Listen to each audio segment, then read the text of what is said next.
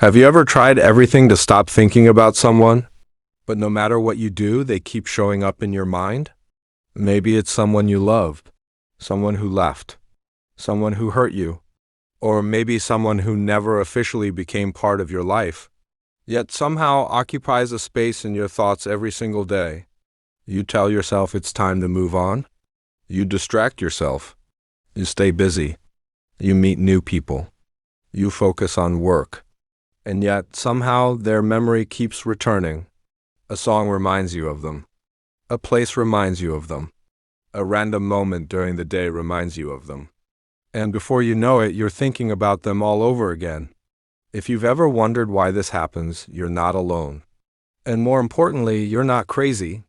Psychology actually has several fascinating explanations for why certain people stay in our minds long after they're gone. Some of these reasons may surprise you. Some may reveal things about your emotions that you've never considered before. And one of these reasons is so powerful that it affects millions of people without them even realizing it. So stay with me until the end, because understanding why you can't stop thinking about someone may finally help you understand what your mind has been trying to tell you all along. Welcome to psychotherapy. If you're interested in psychology facts, emotional intelligence, relationships, and personal growth, make sure to subscribe and turn on notifications. Now let's begin. The first reason you can't stop thinking about them is because your brain hates unfinished stories. Human beings naturally crave closure. Our minds like answers. We like conclusions. We like knowing how things ended. But sometimes relationships don't end neatly. Maybe they left without explaining why. Maybe you never got the conversation you needed. Maybe there were questions that never received answers. And because your brain never received closure, it keeps returning to the situation. Psychologists often refer to this as the Zeigarnik effect.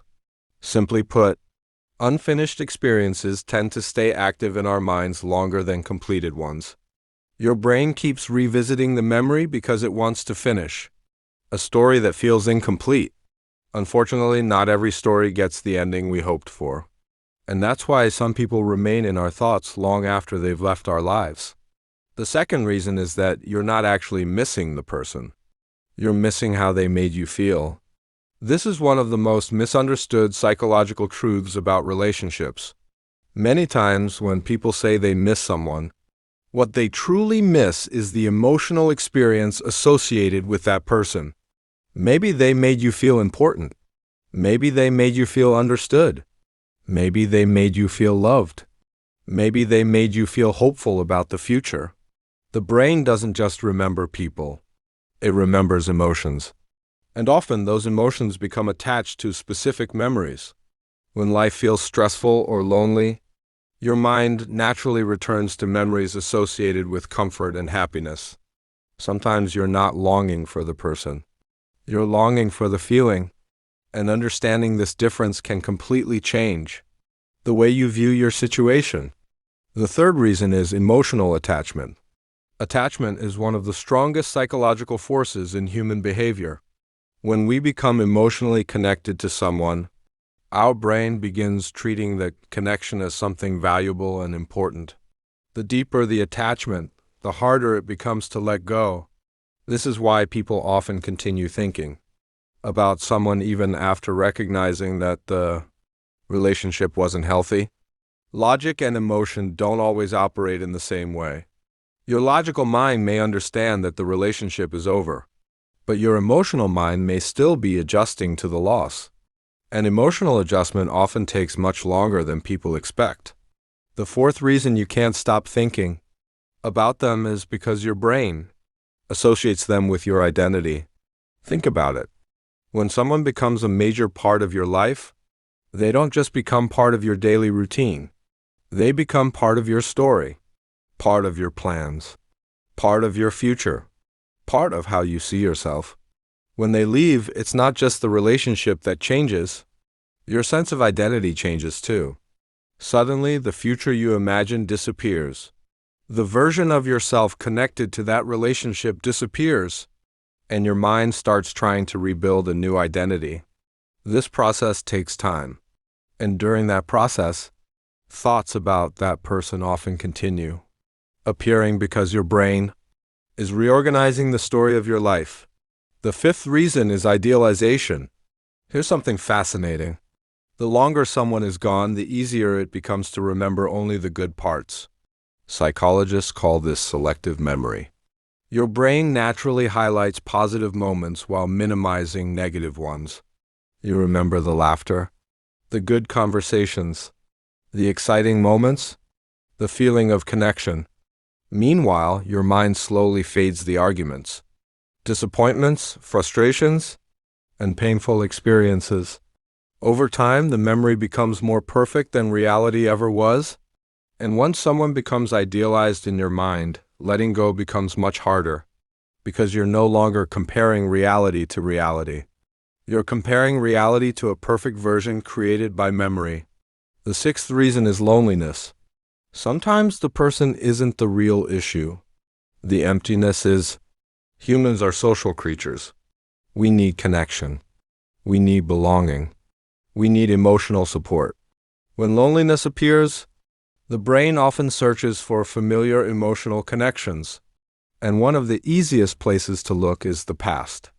This is why people often think about ex-partners during lonely periods of life. It's not necessarily because they're meant to be together. It's because the brain associates that person with connection. Understanding this distinction is important, because sometimes what you're truly missing isn't them. It's companionship. The seventh reason is that they triggered personal growth. Some people enter our lives and completely change us. They teach us lessons. They challenge our beliefs. They help us discover strengths we didn't know we had. Even after they're gone, their impact remains. And because their influence helped shape who you became, your mind naturally continues reflecting on them. Not every important relationship is meant to last forever. Some relationships exist to teach us something, and once the lesson is learned, the relationship ends. But the growth remains. The eighth reason is that your mind is trying to protect you from future pain. This may sound strange, but the brain often revisits painful experiences as a survival mechanism. It keeps replaying events, looking for warning signs, searching for mistakes, trying to understand what happened. Why? Because your brain believes that understanding the past might help prevent future heartbreak. Unfortunately, this process often becomes overthinking. Instead of learning and moving forward, people become trapped in endless mental loops. The key is recognizing when reflection becomes rumination. One helps you grow, the other keeps you stuck. The ninth reason is hope. Hope can be beautiful, but sometimes hope can also keep people emotionally attached to situations that no longer exist. Part of you may still believe they'll come back. Part of you may still imagine receiving a message. Part of you may still wonder what could happen if circumstances changed. As long as hope remains active, thoughts about that person often remain active too. This doesn't mean hope is wrong. It simply means hope can make letting go more difficult. And finally, the 10th reason you can't stop thinking about them is because your mind is trying to teach you something. Every recurring thought carries information. Every emotional pattern carries information. Sometimes the lesson is about love. Sometimes it's about boundaries. Sometimes it's about self-worth. Sometimes it's about healing. The person may not be the real message. The lesson may be, when you stop asking, why can't I stop thinking about them? And start asking, what is this experience trying to teach me? Everything changes, because growth begins when curiosity replaces obsession, and healing begins when understanding replaces confusion. The truth is, thinking about someone doesn't always mean you're supposed to be with them. Sometimes it simply means they mattered. Sometimes it means you're healing.